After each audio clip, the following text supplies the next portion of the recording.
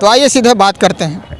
Sir क्या नाम हुआ आपका? अश्विनी कुमार श्रीवास्तव, प्रांतीय उपाध्यक्ष, मंडल अध्यक्ष, उत्तर प्रदेश राज्य कर्मचारी महासंघ प्रयागराज। सर जो है आज जो है आप लोग धरना प्रदर्शन कर रहे हैं रामलीला मैदान में ओपीएस और एनपीएस को लेकर, क्या समस्याएं आ रही हैं? देखिए, समस्याएं तो लगातार बनी हुई है, आप भी जानते हैं, हम भी जानते हैं। कर्मचारियों की अगर समस्याएं सॉल्व हो जाती तो आज रामलीला मैदान आने की जरूरत नहीं पड़ती किसी को। सेंट्रल का ही स्टेटमेंट है और सेंट्रल ही विड्रॉ पहले करे, इसलिए रामलीला मैदान पे लिया गया है। यही मोदी सरकार जब आई थी बहुमत में तो सबका साथ सबका विकास के नारे लेके आई थी, तो उसमें क्या लगता है आपको, क्या सच्चाई है? जी जी, यही बीजेपी सरकार है जिसने पुरानी पेंशन को खत्म किया, जिसने सारे कर्मचारियों के हितों का अनहित करते हुए हमेशा अनहित किया कर्मचारियों के लिए, और आज भी अनहित करने पे ही लगी हुई है। यही मोदी सरकार है। यही मोदी सरकार। सर इसमें क्या है, अपने विश्व का डंका बज रहा है, विदेशों में विश्व में डंका बज रहा है अपने भारत देश का, तो क्या कहना चाहते हैं इस पर? एक तरफ जो है ओपीएस को लेके जो हमारे भारत के जो कर्मचारी हैं रेलवे के, वो मतलब परेशान है, और इधर जो है गुनगाया जा रहा है 9 साल बेमिसाल, इस पर क्या कहना चाहते हैं? देखिए, 20 साल आपके जो आप कह रहे हो कि बेमिसाल हैं, हमारे लिहाज से तो बेमिसाल नहीं नजर आते, क्योंकि विदेशों में डंका बज रहा है, यहाँ तो लोग भीख मांगने को उतारू हो गए हैं। आप प्राइवेटेशन करते जा रहे हैं, संविदा में रख रहे हैं, उनको तनख्वाह नहीं मिल रही है, 6-6 महीने सैलरी नहीं मिलती। इन बच्चों ने मेहनत की और मेहनत की सैलरी नहीं मिलती, संविदा में उठा करके रख दिया लोगों को। तो ऐसी परिस्थिति मोदी सरकार की गुण कौन गाता है और क्यों गाता है, मेरे समझ में तो नहीं आता। इसमें ये भी समस्या देखने को मिलता है, जैसे रेलवे के ही ले लें, निजीकरण होता है, और नहीं तो जो परीक्षा में पास हो जाते हैं उनको नौकरी नहीं दी जा रही है। अभी कल की ही बात है, जंतर मंतर पर जो विद्यार्थी आए थे जो नौकरी के लिए, उनको लटकाया गया, अभी तो उनकी कोई नौकरी नहीं दी गई है।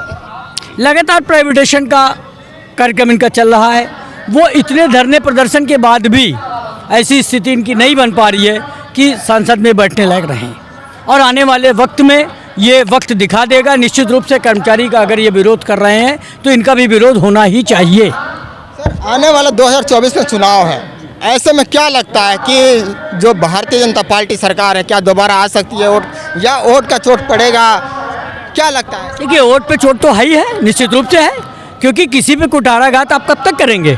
जब तक किसी पे कुठाराघात करते आएंगे तो वोट पे चोट तो निश्चित रूप से है।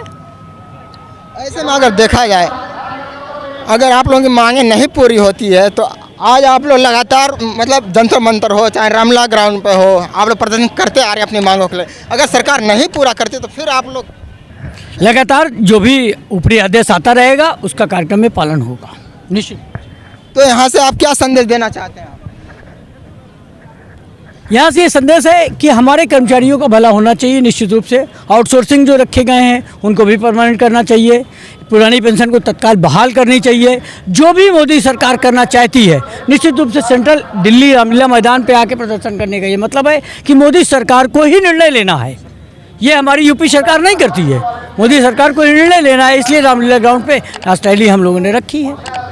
राम मनोहर जी, आखिर क्या ऐसी समस्या आ गई कि आज आप लोग दिल्ली के रामलीला मैदान में आ गए? देखिए, मैं बहुत संक्षिप्त में बताना चाहूँगा महोदय जी कि ये डबल इंजन की जो सरकार का नारा दिया जा रहा है, ये सिर्फ उद्योगपतियों और पूंजीपतियों के लिए है।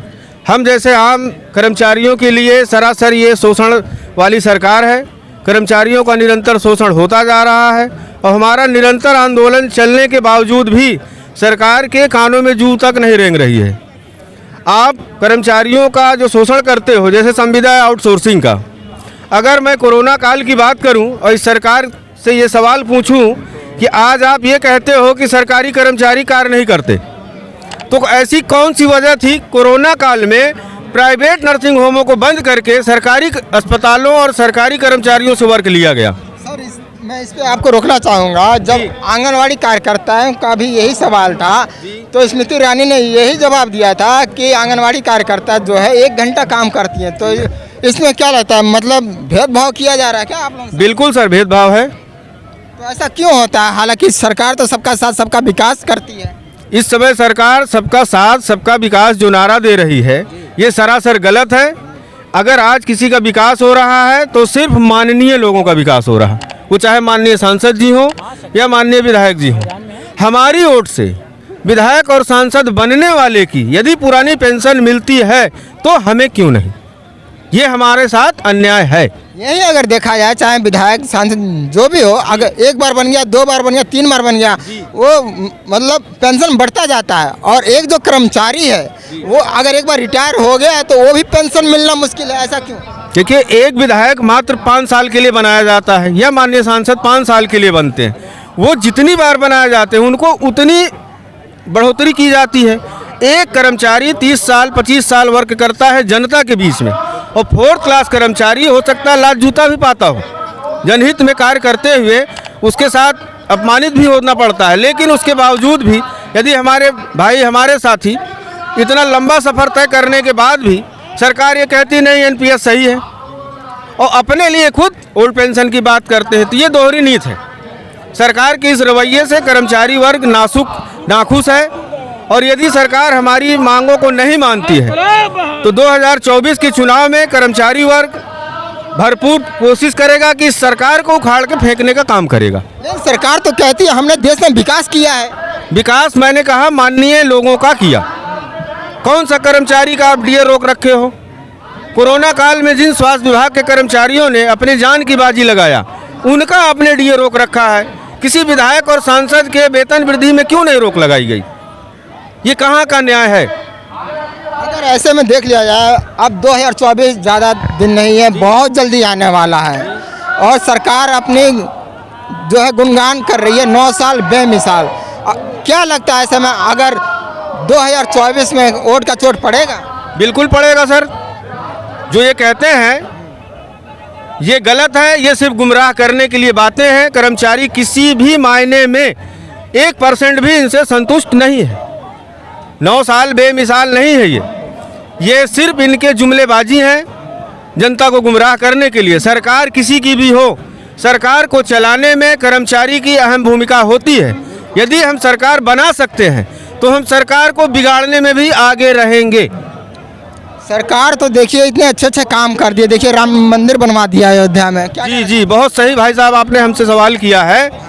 आज अगर मैं ये कहूँ सरकार कहती है राम राज है ना, मैं ये दावे के साथ कहता हूँ रावण राज है। कैसे कह सकते हैं आप? कैसे कहते हैं? इसलिए कह सकते हैं कि युवाओं की तरफ अगर हम चलें, पढ़े लिखे नौजवानों की तरफ, उनको आप कहते हो पकौड़ा तलो, रोजगार की क्या ज़रूरत है? तो एक विधायक और सांसद को क्या ज़रूरत है 1 महीने में 2.5 से 3 लाख सैलरी की? क्या ऐसी आवश्यकता है? आप भी परिवार से हैं, अगर आपने आजीवन अपना घर द्वार भूखे प्यासे रह के बेच के अपने बच्चे को पढ़ाते लिखाते हो और अंत में ये रिजल्ट आए कि वो पकौड़ा तले या 7,000 6,000 की नौकरी आपको दी जाए, तो क्या न्याय उचित है ये? लेकिन प्रधानमंत्री जी तो उसको बिजनेस कहते हैं। अगर खुद स्टेटमेंट दिया है जी न्यूज़ पे उन्होंने कि अगर जी न्यूज़ स्टूडियो के बाहर कोई अगर पकौड़ा बेच के 200 रुपये लेके जाता है तो वो भी एक बिजनेस है। ये तो प्रधानमंत्री जी खुद चाय बेचे ना, पहले बेचते थे, आए रेलवे स्टेशन पे बेचे ना, या फिर से आए? क्या ज़रूरत है? उनके पास क्या है? परिवार के नाम पे कोई मेंबर है? उन्हें इतने धन की आवश्यकता क्या है? आज बड़ी बड़ी कंपनियों को जो ठेका दे के देश को बर्बाद करने का काम कर रहे हैं, तो वो खुद क्यों नहीं कुर्सी छोड़ देते? राम मनोहर तुम संघर्ष करो, हम तुम्हारे साथ हैं। राम मनोहर तुम संघर्ष, आप यहाँ से क्या संदेश देना चाहते हैं? राम मनोहर तुम संघर्ष करो। आप रामलीला मैदान से क्या संदेश देना चाहते हैं? क्या मोदी जी को मतलब यहाँ से आप एडवाइजरी देना चाहते कुछ? केंद्र सरकार को हम लोग चेतावनी देने आए हैं कि चुनाव से पहले कर्मचारियों की मांगें नहीं पूरी की गई, जिसमें मुख्य रूप से पुरानी पेंशन बहाल हो, संविदा और आउटसोर्सिंग के जो युवा बच्चे कार्य कर रहे हैं उनको नियमित किया जाए।